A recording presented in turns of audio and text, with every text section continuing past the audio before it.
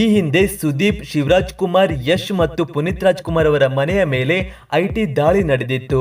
ಆದರೆ ಇವತ್ತು ದರ್ಶನ್ ಮನೆಯ ಮೇಲೂ ಕೂಡ ಐಟಿ ದಾಳಿ ನಡೆದಿದೆಯಾ? ಇದ್ರ ಬಗ್ಗೆನೇ ಸಂಪೂರ್ಣ ಮಾಹಿತಿಯನ್ನ ತಿಳಿಸ್ಕೊಡ್ತೀವಿ. ಅದಕ್ಕೂ ಮೊದಲು ನೀವಿನ್ನು ನಮ್ಮ ಚಾನೆಲ್ ಅನ್ನ ಸಬ್ಸ್ಕ್ರೈಬ್ ಮಾಡಿಲ್ಲ ಅಂದ್ರೆ ಈಗಲೇ ನಮ್ಮ ಚಾನೆಲ್ ಅನ್ನ ಸಬ್ಸ್ಕ್ರೈಬ್ ಮಾಡ್ಕೊಳ್ಳಿ. ಇವತ್ತು ಮೈಸೂರಿನ ಟಿ ನರಸೀಪುರದಲ್ಲಿರುವ ದರ್ಶನ್ ಫಾರ್ಮ್ ಹೌಸ್ ಮೇಲೆ ಐಟಿ ಅಧಿಕಾರಿಗಳು ದಾಳಿ ನಡೆಸಿದ್ದಾರೆ ಎನ್ನುವ ಮಾಹಿತಿ ತಿಳಿದು ಬಂದಿದೆ.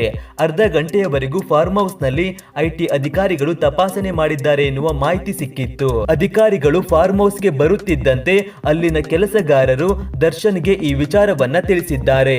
ಇದಕ್ಕೆ ದರ್ಶನ್ ರವರು ಒಂದೇ ಮಾತಿನಲ್ಲಿ ಉತ್ತರವನ್ನ ಕೊಟ್ಟಿದ್ದಾರೆ.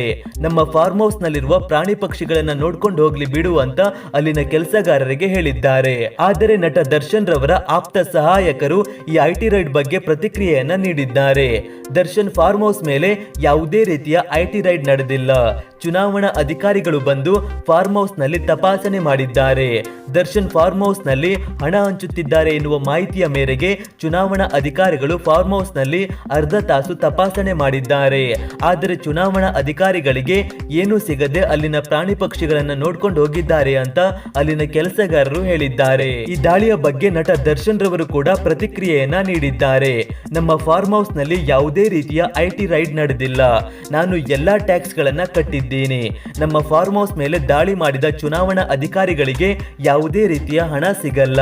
ಅಲ್ಲಿ ಅವರಿಗೆ ಪ್ರಾಣಿ ಪಕ್ಷಿಗಳಿಗಿಟ್ಟಿರುವ ಫುಡ್ ಇದೆ, ಗೊಬ್ಬರ ಇದೆ, ಪ್ರಾಣಿ ಪಕ್ಷಿಗಳಿವೆ, ಅವುಗಳನ್ನ ನೋಡ್ಕೊಂಡು ಹೋಗಿದ್ದಾರೆ ಅಂತ ದರ್ಶನ್ ರವರು ತಿಳಿಸಿದ್ದಾರೆ.